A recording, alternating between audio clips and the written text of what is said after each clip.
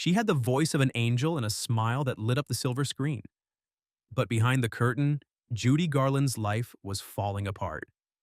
The studio system that made her a star also destroyed her, piece by piece. This is the story of Glitz, Grief, and Scandal, the downfall of Judy Garland. Judy Garland was born Frances Ethel Gumm in 1922 in Grand Rapids, Minnesota. Her parents ran a movie theater, and little Frances was performing on stage before she could even read. Her father, Frank, was a performer at heart, and her mother, Ethel, was ambitious and driven, seeing in her youngest daughter a ticket to something bigger. Frances wasn't just talented, she was exceptional, with a voice that seemed impossibly mature and powerful coming from such a small child. By the time she was 2.5, she was already singing in front of audiences at her father's theater. She'd toddle onto the stage and belt out songs that audiences couldn't believe were coming from someone so young. The Gum sisters, Frances and her two older sisters, Mary Jane and Virginia, performed as a vaudeville act throughout the Midwest. But even then, it was clear that little Frances was the standout, the one with something truly special. The family moved to California in 1926, chasing the dream of making it in show business. They settled in Lancaster, where her father managed another theater. Frances continued performing with her sisters, playing various venues around Los Angeles. Industry people started noticing her. By her early teens, she'd caught the attention of the biggest studio in Hollywood, Metro-Goldwyn-Mayer, the studio with more stars than there were in the heavens, as their famous slogan claimed. Metro-Goldwyn-Mayer signed her in 1935 when she was just 13 years old. They saw something special in this young girl with the powerful voice that seemed too big for her small frame. But they also saw something they wanted to change. Almost immediately, the studio began molding her into their vision of what a star should be. They changed her name from Frances Gumm to Judy Garland, something that sounded more glamorous, more marketable, more suited to Hollywood's golden age. The studio executives looked at young Judy with critical eyes and decided she wasn't quite right for their standards. She wasn't tall and willowy like the other starlets they were grooming. She was short, with a rounder face, and a girl-next-door quality that was undeniably charming, but in Hollywood's unforgiving eyes, it needed refining. They put her on strict diets immediately. They controlled what she ate, when she ate, how much she ate, down to the last calorie. For a growing teenager whose body needed proper nutrition, the restrictions were damaging in ways that would echo through her entire life. But that was just the beginning. MGM had Judy working constantly, filming during the day, recording music at night, attending publicity events on weekends. To keep up with the grueling schedule, the studio doctors prescribed her pills, stimulants to keep her awake and energized during long shooting days, then sedatives to help her sleep at night. This was common practice in Hollywood during the 1930s and 40s. But for a teenage girl, it was the start of a dependency that would haunt her for the rest of her life. In 1939, everything changed for Judy in ways both wonderful and terrible. She was cast as Dorothy in The Wizard of Oz, beating out other young actresses who'd been considered for the role. The studio had initially wanted Shirley Temple, but when that didn't work out, Judy got her chance. She was 16 years old, playing a Kansas farm girl who gets swept away to a magical land filled with wonder and danger. The role required innocence, wonder, vulnerability, and that voice. That incredible, soul-stirring voice that could break your heart with a single note. The production was grueling, with long days under hot lights and demanding choreography. Judy had to wear a tight corset to flatten her developing figure, making her look younger and less womanly. The studio wanted Dorothy to be a child, and they'd do whatever was necessary to maintain that illusion. When Judy stood in front of the camera wearing that famous blue gingham dress and ruby slippers, and sang about a place over the rainbow where troubles melt like lemon drops, she created something that would outlive everyone involved in the production. The longing in her voice, the pure emotion she brought to those lyrics, it wasn't just acting. In many ways, Judy was singing about her own impossible dreams, about wanting to escape to somewhere better, somewhere kinder. The Wizard of Oz made Judy Garland a household name overnight. Children across America fell in love with Dorothy and her journey. Adults marveled at this young performer who could act, sing, and dance with equal brilliance, who could hold the screen against veteran performers, who made you believe in magic. The film became a classic almost immediately, though it would take years and repeated television broadcasts for it to achieve the truly legendary status it holds today. But for Judy, the success came with a price that kept getting higher and more difficult to pay. The studio worked her even harder after the massive success of Oz. She was their golden goose, their most bankable young star, and they weren't about to let her rest or have anything resembling a normal teenage life. Throughout the 1940s, Judy made film after film in a relentless parade of productions. She starred in musicals alongside Mickey Rooney, with whom she made nearly a dozen films. The wholesome, energetic Andy Hardy series and musical extravaganzas that showcased both their talents. She played the girl next door in countless pictures, always cheerful, always singing, always bringing joy to audiences. She appeared in Babes in Arms, Strike Up the Band, Babes on Broadway. She was loaned out to other studios for prestige projects. She sang, danced, acted, and did it all with a smile that hid the exhaustion and pain she felt. America loved her, and MGM made sure she stayed in front of cameras as much as humanly, or perhaps inhumanly, possible. The pace was killing her slowly. She'd work 18-hour days, then be expected to attend premieres and publicity events. There was no such thing as time off, no concept of rest or recovery. And through it all, the pills kept coming. The studio doctors, working in service of the studio's interest rather than their patients' health, kept prescribing whatever was needed to keep Judy functioning at maximum capacity. During this period, Judy's personal life began to unravel. The studio controlled everything: her appearance, her schedule, her relationships. They continued regulating her diet obsessively. Studio executives would comment on her weight constantly, making her feel inadequate no matter how thin she became. The pressure was relentless. Her dependence on medication grew stronger. The pills that had started as a way to keep up with impossible schedules became a necessity. Stimulants to wake up, sedatives to sleep, more stimulants to keep going. The cycle became vicious, and Judy's body and mind paid the price. She was still in her 20s, and already her health was deteriorating. In 1945, Judy met and married director Vincente Minnelli. The marriage seemed like it might bring some stability to her chaotic life. In 1946, they had a daughter, Liza Minnelli, who would grow up to become a legendary performer in her own right. For a brief moment, Judy had something resembling a normal life. But the studio didn't slow down. They had her back at work almost immediately after giving birth. The strain began showing in her work. Judy started arriving late to sets. Sometimes she couldn't work at all. The combination of exhaustion, medication, and emotional distress left her unable to function. The studio that had built her up started to see her as a liability. In 1950, MGM suspended her contract. The studio that had controlled every aspect of her life for 15 years simply let her go. Being fired by MGM was devastating for Judy. She was only 28 years old, but she'd spent more than half her life under the studio's control. She didn't know how to exist without their structure, oppressive as it was. Her marriage to Minnelli fell apart. Her health continued to decline. She attempted to take her own life more than once during this dark period. But Judy Garland was a fighter, someone who'd been taught from toddlerhood that the show must go on no matter what. She'd been performing since she was a toddler, and performing wasn't just what she did. It was who she was at her core. In 1951, she made a comeback that stunned everyone who'd written her off. She performed a series of concerts at the London Palladium that were nothing short of triumphant.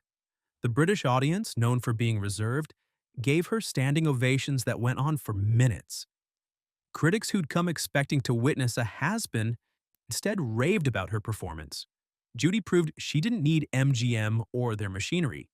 She could command a stage entirely on her own terms. She followed the London success with a legendary concert at the Palace Theatre in New York that became the stuff of show business legend. The show ran for 19 weeks to sold-out crowds. Night after night, Judy poured every ounce of herself out on that stage. She sang the songs everyone loved, the ones that reminded them of her glory days, and she gave performances that made grown men weep openly. The comeback was real and undeniable, and for a moment, Judy Garland was back on top of the entertainment world. In 1954, she starred in A Star is Born, a film about a talented singer whose career rises while her husband's career falls into decline. The role hit uncomfortably close to home. It was a story about fame, dependency, and the devastating price of stardom. Judy's performance was raw and honest in a way that Hollywood rarely saw, even from its most talented actors. She laid herself bare on screen, channeling her own pain and struggles into the character. She was nominated for an Academy Award, and many in the industry thought she deserved to win. When she didn't take home the Oscar, it felt like another rejection from the very industry she'd given everything to since childhood. Throughout the 1950s, Judy's life remained turbulent and unpredictable. She married again, this time to producer Sid Luft, a man who believed in her talent and wanted to help manage her career. They had 2 children together, Lorna and Joey, who would join Liza in eventually pursuing their own entertainment careers. But the marriage was troubled from the start, filled with passionate arguments, painful separations, tearful reconciliations. The pattern of chaos and instability that had defined Judy's life since childhood continued unabated. Sid and Judy would fight, break up, get back together, all while trying to manage her career and raise their children. Money became a constant and increasingly desperate problem that followed Judy wherever she went. Despite decades of work and enormous success, despite being one of the most famous entertainers in the world, Judy was often broke or close to it. The studio had paid her as a child performer, but her parents had controlled and freely spent much of that money. Her father had died when she was young, and her relationship with her mother was complicated and often painful. Later in life, bad business deals, expensive and contentious divorces, managers who took advantage of her, and her ongoing health issues all drained her finances faster than she could earn money. She owed significant back taxes to the government, a debt that hung over her constantly. She borrowed from friends who sometimes never saw the money returned. The woman who'd been one of Hollywood's biggest stars for decades was living paycheck to paycheck, sometimes worse than that. The 1960s brought more dramatic comebacks and more devastating crashes in an exhausting cycle. Judy performed concerts around the world, sometimes brilliant beyond description and sometimes heartbreaking in their struggle. When she was on, when everything aligned and she was healthy enough, the voice still had that magic, still capable of moving audiences to tears, still able to connect with people in ways few performers ever achieve. She could make time stop in a concert hall. Other times, she couldn't finish shows. She'd forget lyrics to songs she'd sung thousands of times. She'd arrive late, sometimes hours late, with audiences growing restless and angry. Or she wouldn't show up at all, leaving promoters and venue owners furious. Venues sued her for breach of contract. Promoters became increasingly hesitant to book her, worried about the liability and the risk. The reliability that professional performers must maintain was something Judy could no longer guarantee with any consistency. In 1961, she performed at Carnegie Hall in what many music historians and critics consider the greatest concert of her career, perhaps one of the greatest live performances by anyone ever. The performance was recorded and released as an album that won 5 Grammy Awards, including Album of the Year, an incredible achievement. For 2 hours that legendary night, Judy was absolutely perfect. She was everything audiences remembered and loved, everything they hoped she could still be. The standing ovation at the end lasted for what seemed like forever, with the audience refusing to let her leave the stage. But maintaining that level of performance, that kind of Emotional intensity night after night was impossible for someone in Judy's deteriorating condition. She married again, her fourth marriage, this time to actor Mark Herron, a younger man she'd met while working in London. Like her previous marriages, it didn't last long, ending in divorce after just a few years. The pattern repeated itself.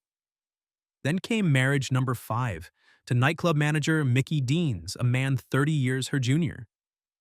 She was 46 years old by then, still searching desperately for the stability and happiness that always seemed just out of reach, just around the next corner. CBS gave Judy her own television variety show in 1963, The Judy Garland Show, which should have been a guaranteed triumph, a primetime program showcasing one of entertainment's greatest talents in America's living rooms every week. The concept was solid. Judy singing, performing with guests, connecting with audiences in the intimate medium of television. But the show struggled from the beginning. The network kept changing time slots, making it hard for audiences to find the show. They demanded constant alterations to the format. Judy's health issues made production incredibly difficult and unpredictable. After one troubled season of 26 episodes, the show was canceled. Another dream had died, another potential comeback had failed. By the late 1960s, Judy's physical health was in serious and visible decline. The decades of medication, the eating disorders that the studio had actively encouraged and normalized when she was just a teenager, the constant stress and pressure of performing while never feeling well, it had all taken a devastating toll on her body. She looked older than her years, her face showing the wear of a hard life. Her hands shook noticeably. Her weight fluctuated dramatically. Her performances became increasingly unpredictable and concerning. The woman who'd once been America's sweetheart, the girl everyone wanted to see succeed, was now viewed by many in the industry as unreliable, difficult, damaged beyond repair. But there were still people who loved her, who believed in her, who remembered what she'd been and who she still could be when all the pieces aligned just right. She had devoted fans who worshipped her, who saw past the struggles and the tabloid headlines to the incredible talent that still lived underneath all the pain. The gay community in particular embraced Judy as an icon, someone who'd suffered publicly and survived, who'd been knocked down repeatedly by life and kept getting back up, who understood what it meant to be different and persecuted. In early 1969, Judy married Mickey Deans in a ceremony in London. She was working in England at the time, performing when she could, doing what she'd always done, trying to make ends meet through her talent. She was exhausted beyond description, sick in body and spirit, and rapidly running out of options. The years of strain had caught up with her in every possible way. Her body couldn't take much more abuse, and everyone around her could see it. On June 22, 1969, Mickey Deans found Judy dead in the bathroom of their rented house in Chelsea, London. She was 47 years old. The official cause of death was an accidental overdose. Too many sleeping pills, whether taken intentionally or not, no one could say for certain. But really, Judy Garland had been dying for years. The studio system, the medication, the pressure, the constant struggle, it had all been killing her slowly since she was a child. The news of Judy's death shocked the world. Thousands of people lined up to view her body at a funeral home in New York. They came to pay respects to Dorothy, to the girl with the incredible voice, to the star who'd given them so much joy even as her own life crumbled. James Mason delivered a eulogy that captured the tragedy of it all. He spoke about how Judy was born in a trunk, performer's slang for growing up in show business, and how she never really had a chance at a normal life. The funeral was held at the Frank E. Campbell Chapel in Manhattan. Fans filled the streets outside, mourning not just a star, but someone who'd felt like family. They'd watched her grow up on screen.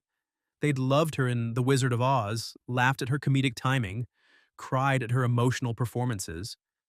Now she was gone, and it felt like losing someone they'd known personally. Judy Garland left behind 3 children who all went on to careers in entertainment. Liza Minnelli became a superstar in her own right, winning an Oscar for Cabaret and carrying on her mother's legacy of incredible live performances. Lorna and Joey Luft also pursued entertainment careers, though they never quite reached their mother's or sister's level of fame. The story of what happened to Judy became a cautionary tale about Hollywood, about how the industry uses people up and discards them.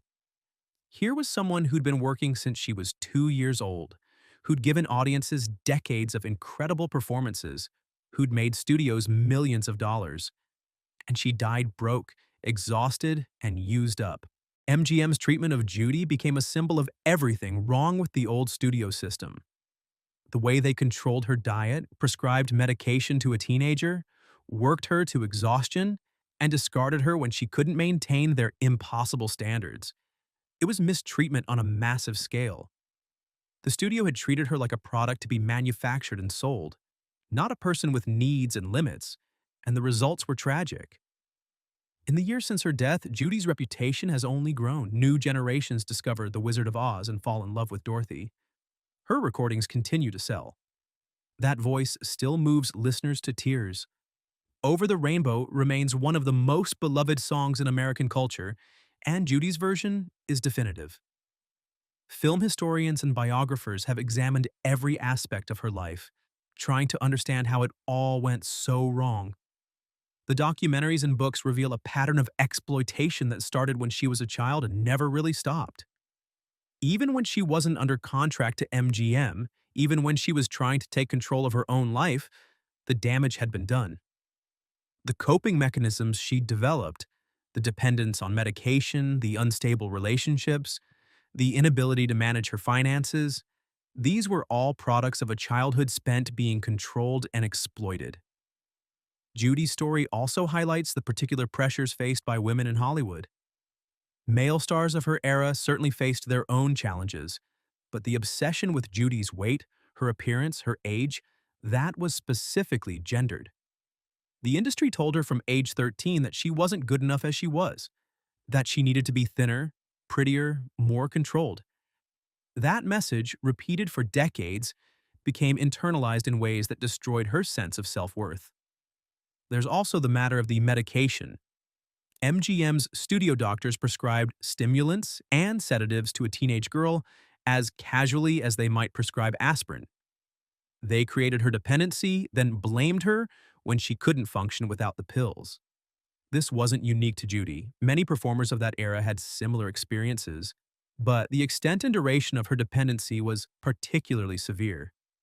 The financial exploitation was another devastating layer. Child performers in that era had few protections. The money Judy earned as a teenager went to her parents and the studio, with Judy seeing little of it. As an adult, she made poor business decisions partly because she'd never been taught to handle money, never been allowed to make her own choices. The industry that made millions from her talent left her struggling to pay bills. Yet, despite everything, Judy kept performing. That's perhaps the most remarkable part of her story. She could have quit. She could have walked away after MGM dropped her, after her television show was canceled, after any of the dozens of humiliations and setbacks she endured. But she didn't. She kept getting on stage, kept singing, kept trying to connect with audiences. Performing was her life, and she couldn't imagine doing anything else. The gay community's embrace of Judy is worth noting. She became an icon in that community, partly because her struggles resonated with people who also felt like outsiders, who also faced persecution and misunderstanding. Judy's suffering, her survival, her refusal to pretend everything was fine, it spoke to people who were living their own difficult truths. The Stonewall riots, a pivotal moment in LGBTQ+ history, happened just days after Judy's funeral. Some historians have noted the connection, though it's probably more symbolic than directly causal. Judy's influence on entertainment is immeasurable. Her daughter Liza inherited her talent and became a legend in her own right. But beyond her own children, Judy influenced generations of performers who studied her work, who learned from her emotional honesty, who understood that great performing comes from a place of truth and vulnerability. Modern viewers watching The Wizard of Oz might not know Judy's whole story. They see a young girl singing about rainbows and dreams, innocent and hopeful. Knowing what was happening to her behind the scenes, the diets, the pills, the control, adds a layer of tragedy to that performance. She's singing about a place where troubles melt away while trapped in a situation that would ultimately destroy her. The film and television productions about Judy's life keep coming. There was a television movie with Judy Davis, a stage play. In 2019, Renee Zellweger won an Academy Award for playing Judy in a biographical film focused on her final concerts in London. Each production tries to make sense of her life, to honor the talent while acknowledging the suffering. The question people often ask is whether it was worth it. Judy gave the world so much beautiful art, performances that still move audiences decades after her death. But the personal cost was her health, her happiness, ultimately her life. She was used up by an industry that profited enormously from her gifts. These are uncomfortable questions. What's clear is that Judy Garland deserved better. She deserved a childhood, protection from exploitation, respect as an artist and a person. She deserved to grow old, to see her grandchildren to live in peace. Instead, she got 47 difficult years, but she also got to create magic. When Judy was on stage, when everything aligned, there was no one like her. That voice could convey every human emotion. She could make audiences laugh and cry within the same performance. That gift was real, and no amount of studio interference could take it away. In the end, Judy Garland's story is tragedy and testament. She was knocked down repeatedly and she kept getting up. She was told she wasn't good enough, and she proved them wrong. She suffered enormously, and she still brought joy to millions. That's the complicated legacy. Glitz and grief, triumph and scandal, beauty and pain, all intertwined. If you enjoyed learning about Judy Garland's story, please like and subscribe to our channel for more fascinating stories about Hollywood's golden age and the stars who defined it.